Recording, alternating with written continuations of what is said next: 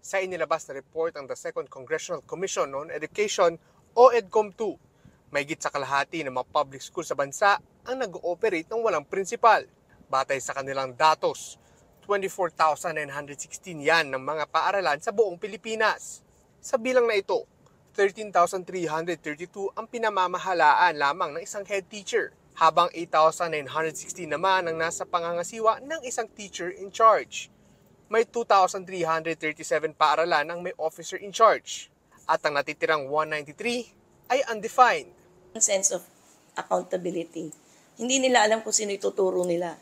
Parang wala silang sense of ownership, na walang nagli-lead sa kanila. Wala silang masabi na, ito yung principal ko, ganyan. Kaya si Senator Win Gatchalian nababahala sa sitwasyong ito.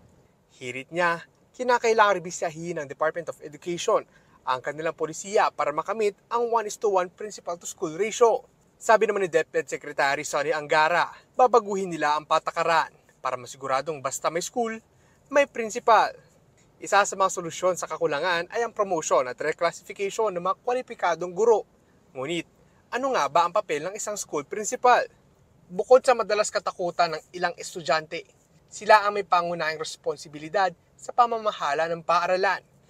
Mula sa pagpapatakbo ng mga programa at pangangasiwa ng mga guro at kawani, hanggang sa pagtiyak ng kalidad ng edukasyon. Management and supervision. Kasi we observe classes then. We make sure na sa teaching and learning process, we would be able to provide quality education, and then we make sure that there is academic excellence for the students, of course. So, mahalaga ang papel ng mga punong guro sa sistema ng edukasyon. Sabi nga ng ilan, kung gaano kagaling ang isang principal, makikita rin ito sa paaralang kanyang pinamumunuan. Mobile Journal, Ivan Taringki po, hatid ang mukha ng balita. Ito ang iPond, isang long-range at automated monitoring system na ginawa ni Glenn Espena kasama ang DOST Metals Industry Research and Development Center. Mayroon itong solar panel at sensors na maaaring makapag-monitor ng pH levels, temperature, salinity at dissolved oxygen ng tubig. Sinamahan pa ito ng microcontrollers para sa accurate data ng mga sensor.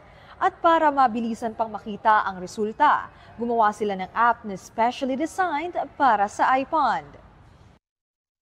Meron tayong mobile application and web apps sa pwedeng i-visit through internet, and dun makikita yung real-time water quality ng pond. Kwento pa ni Glenn, initially made daw ito dahil sa issue ng hipon. Parang yung company na Aquaterra Agri-Industrial Farms Incorporated sa Oriental Mindoro is parang nag-seek ng assistance sa DOST para ma-optimize yung process nila dun sa intensive farming ng Vaname shrimp.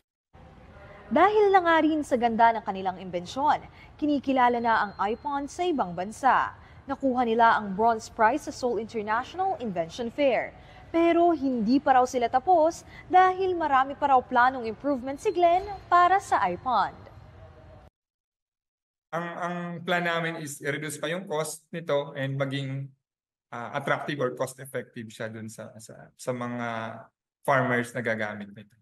Yun naman po talaga yung main goal nitong mga projects ng DOST, yung mabuo siya sa R&D and yun nga, magamit ng mga Pilipino.